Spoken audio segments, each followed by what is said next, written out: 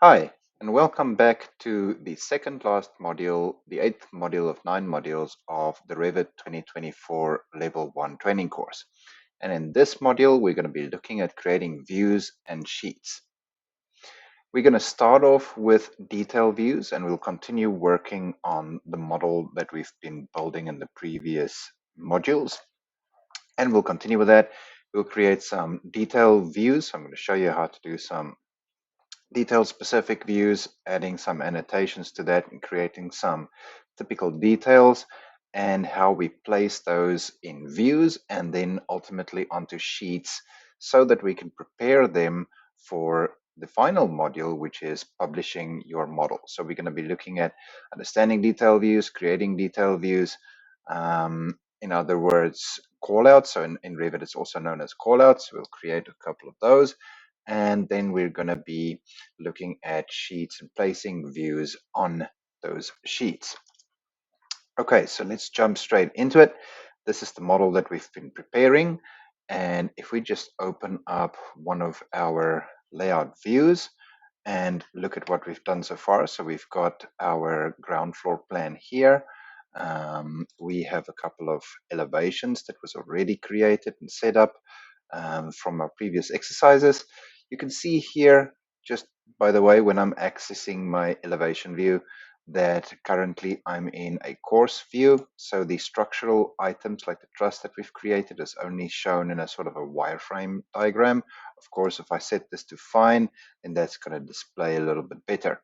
I can also see that from the linked model, remember in the previous module we worked with linked models, that it's imported the level symbols for the linked model, and that's kind of overlapping with my current model's level symbols, which is probably not ideal.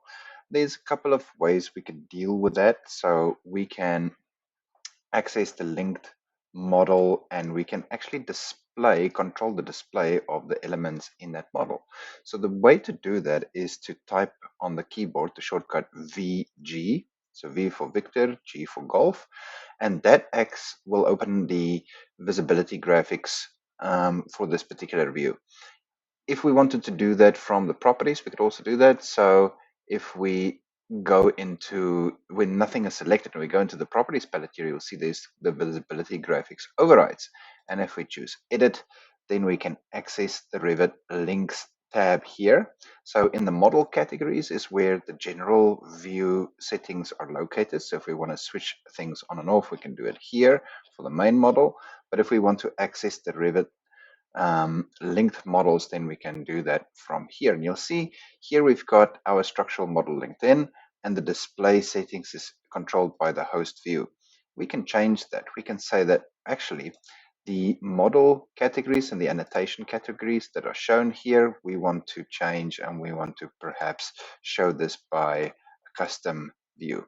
So if I change here the basics to custom from host view, and we go to annotation categories, we can now change this to custom. And what we're going to do is we're going to select everything here and turn it off. I'm going to hit apply and OK. And I'm going to do the same here. And now you'll see that only the level symbols that I created my architectural model are visible, which is what we want. OK, great. So now that that's out of the way, let's go back to our layout view, the section view, and let's see what happens when we want to try and create a bit of a detail around some of these components. So let's say we're looking at this foundation here, and we wanted to create a bit more detail around that. What would that look like? Now, the first thing is this floor here is running to the edge here of the wall, and that should probably go to the center, for example. So let's go and fix that. So the first thing I'm going to do is I'm going to access my plan view so that I can see the boundary, and I'm going to click on edit to edit those slab geometries. And you'll see I'll just drag and drop, and again I'm clicking and holding the mouse button to do this, and I'm dragging those lines into the correct position. And I'm going to do the same over here and just bring that back as much as possible or close as possible, snapping to this line here, which is that outer final brick layer of that wall. And I probably want to tidy this up a little bit and create that step so that it just completes the detail a bit more realistic. And we can do that by adding some additional lines to the slab geometry here. And I'm going to use for this exercise to fillet these corners, the fillet tool from up there. And it works just like any CAD software. You just select the two lines to fillet, and it will bring those two together for us. And there we go. That's a little bit better. Okay. Maybe I want to do the same over here. So let's bring this line up here. Sometimes it's necessary to zoom in a little bit and get a better view to draw a bit more accurately. So let's bring this around, bring it back here and down there. I can see that I didn't draw 100% accurately on this line, so I might want to zoom in and make sure that those lines line up perfectly. There we go. Okay, that's probably a bit better. Let's go back to our section view, and now let's look at how we create a bit of a detail view around this foundation and slab wall interface area. So to do that, we're going to go to the View ribbon tab, and you'll notice that we've got something here called a callout. So I'm going to use a rectangular callout. You can also draw a polyline sketch around the area where you want to create a callout, but for us, the rectangle callout is going to be perfect. And all I do is click and drag the region where I want to create my callout. So I click once, release the mouse button, and then click again when I'm happy with the region. So once that's created, you'll notice, just like section views, it's created this view component, and we can just double click on that to open the detail view. Notice that based on the template that I'm using, the detail view is actually showing me greater detail, and I'm going to even switch that to a fine detail here at the bottom than with my general section views and elevation views. All right, now there's two scope boxes in the detail view item. The inner one is going to clip the geometry for us, and the one on the outside is going to clip the annotations for us. I'm going to show you what I mean by that. Let's start to add some information here, and then we'll start adding some annotation, and then you'll understand what I'm talking about. So for now, I want to switch off these boxes, these clip boxes. I don't want to see them, these crop regions. So here at the bottom, there's a button that says hide the crop region. I'm going to go ahead and click on that so that we just see the information that we want to see currently. All right, cleaning up the space a little bit. Excuse me. Now, the first thing I want to do is I want to add a break line to these areas here, just to tidy up the CAD work a little bit. So how do we add break lines? You'll see if we go here to annotate, we don't really see any components for break lines, but I know that there are break line components and detail items. So I'm going to go ahead and load them. So the way to do that is I'm going to go here and I'm going to show you something that doesn't work and then how to get it fixed. I'm going to go to components. I'm going to load a family component, and you'll see if I use the New Zealand library, it'll be under detail items and then under annotations. And if I select break line and click open, Revit's going to say, sorry, but this is not a component, it's a detail item. Do you want to try reloading it some other way? And it doesn't allow you to load that family. So one way to fix this is to have them preloaded in your template, right? And when you open up a template, of course, you've got access to these standard detail items already within the model. Or another way is to just hit the open button and navigate to that same location. So again, it's here in my New Zealand library. And then if I open up the break line symbol here, all I need to do is wait for it to open, and I can choose load into project and close. Quite easy, right? So when that happens, I'll just flick back here to my section callout, and I'm going to select the center of that wall to place this break line detail. And then I'm going to also place one over here. And let's say that we want to rotate that, remember the shortcut for rotating a spacebar before we place an element. So if I press spacebar, I can place that component there. Let's say I accidentally just placed one and I forgot to place the second one. And after we stretch this a little bit and get that break line positioned, we realized, oh, we need another one over here. How do we place it again? Do we go and open it again and load it into the document? No, there's another quicker way.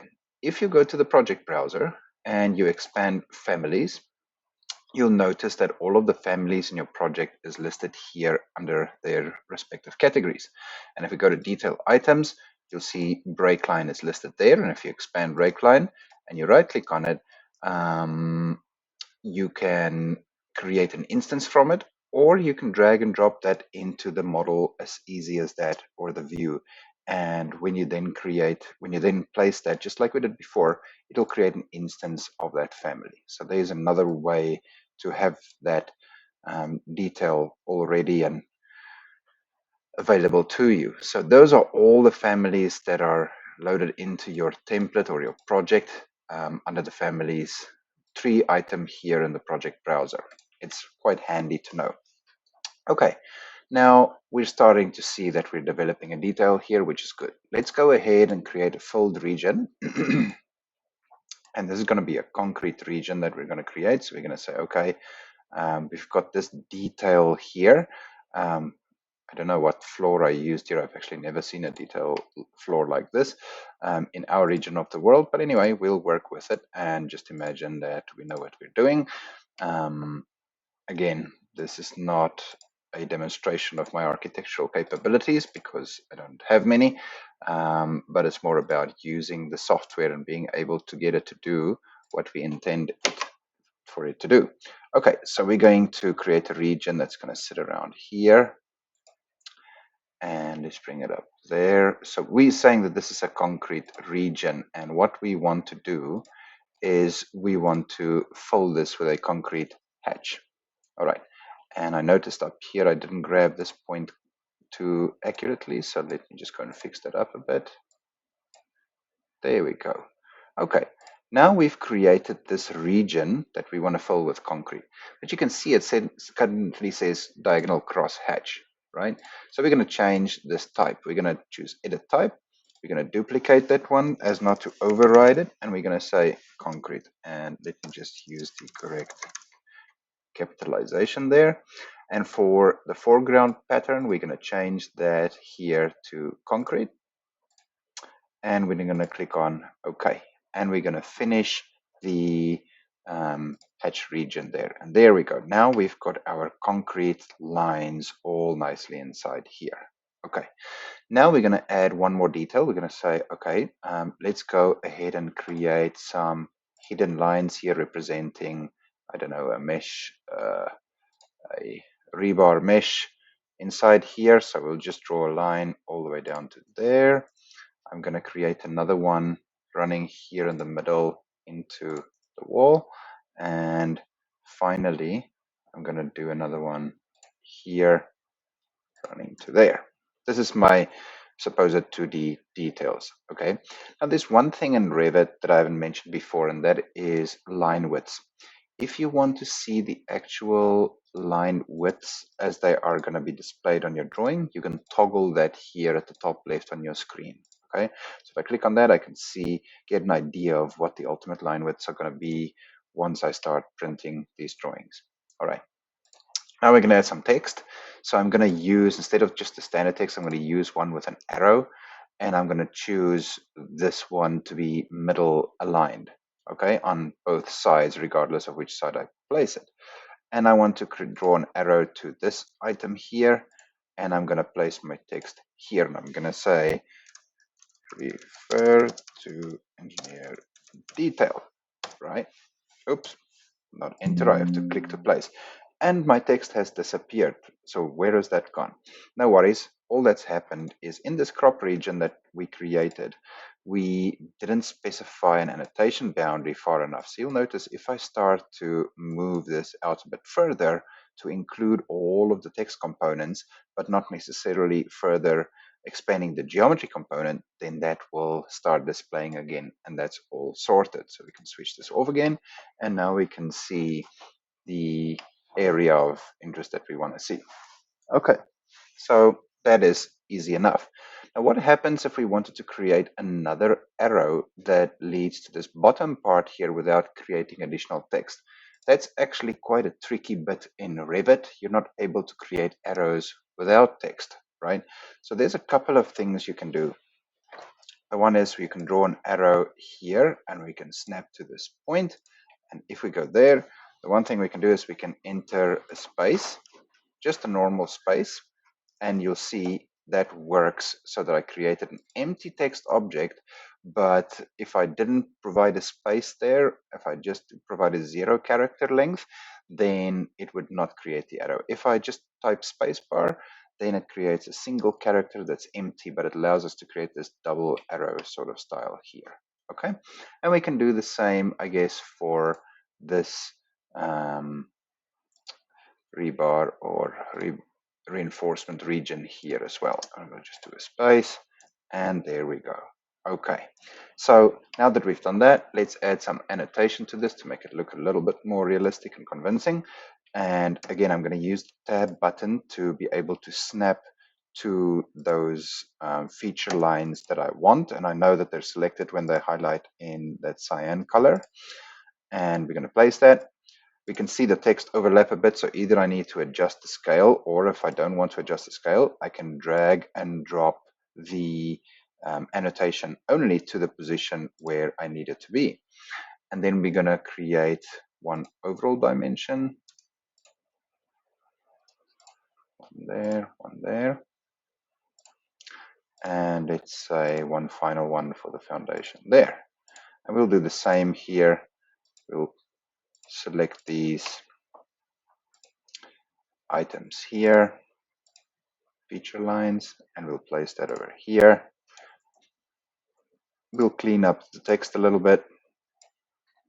You can actually control these witness lines that are created when you drag text to a new location. So whether you want to show that or not, you can look at the style here of the dimension, just like we've done with previous elements, and you can choose whether you want to show a leader when the text move or not. If you don't like it, you can switch it off.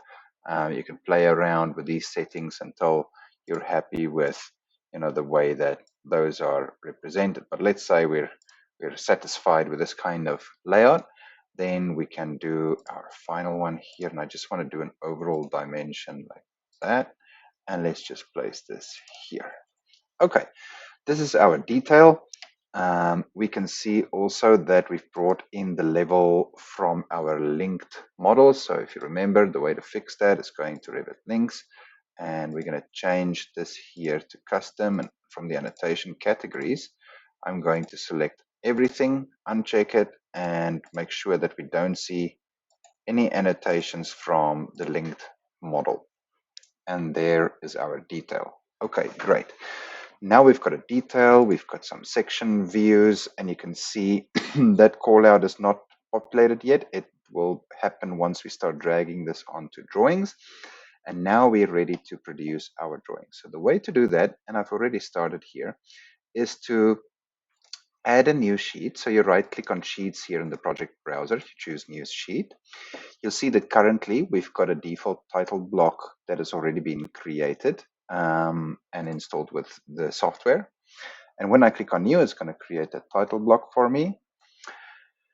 I can see it down here, and from here it's very simple. All we need to do is to drag and drop the views onto the sheet that we want to create. So if I want to see this callout, all I need to do is to drag into the screen and click to place that sheet on that view on my sheet. And there it is, as simple as that.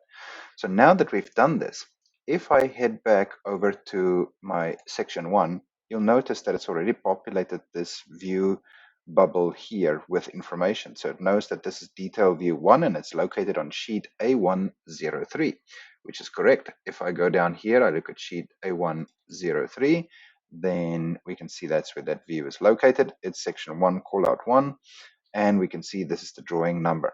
So Revit is quite smart. It already pre-populates the sheet and title information for us. So I've already set up a couple of sheets. You'll see here I've done the same. I had my initial view and I dragged and dropped level view 0 onto my sheet. And if we select that, we can see that we can move around things like the title here at the bottom. We can control this title line. So if it's in a location we don't like, or we want to reposition that to the center, we can quite easily do that. And we can line things up so that it presents better for our ultimate production. Notice that when I change the title lines, I can't change them when selecting the title itself. I can only move the title by selecting it. But if I click on the view, then suddenly I can control those witness lines or title lines, text lines. Okay. I've done the same here. So I've created a couple of views. I'm just going to trim this back. Then I'm going to place this here. Do the same here. Trim this back. Deselect. Click and drag. Oops, wrong element. Click and drag this and move it to the center. I'm going to do the same here. So I'm selecting the view. I'm adjusting that line, clicking outside to deselect, then I hover to select the title, move that a little bit inwards, and there we go. That looks quite good. And I'm going to do the same for my view here. Maybe we need more details and views here, but I'll leave that all up to you to figure out and to add. Okay, and there we go. Now we've got our 4 drawings ready. So this one shows our level 0. Then we've got our first floor over here. We've got some sections and details here, and we've got our call out here. And let's say we wanted to add at least 1 or 2 elevations to the model. We can do so again simply by dragging and dropping them into the view. So let's do a north elevation. Also, oops, I can see that I've run out of space. So what I'm going to do is I'm going to just place this one here, and then I'm going to move this up there, and we'll click and drag this one into view. You see how easy that is? We can tidy that up a bit.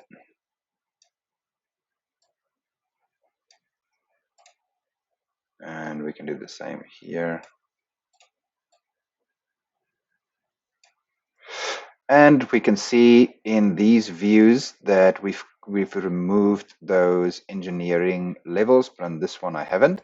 So a quick tip, you double click inside of any view and you've actually activated that view. So from here, I can go straight to the visibility graphics once I've double clicked inside the view that's placed on the sheet.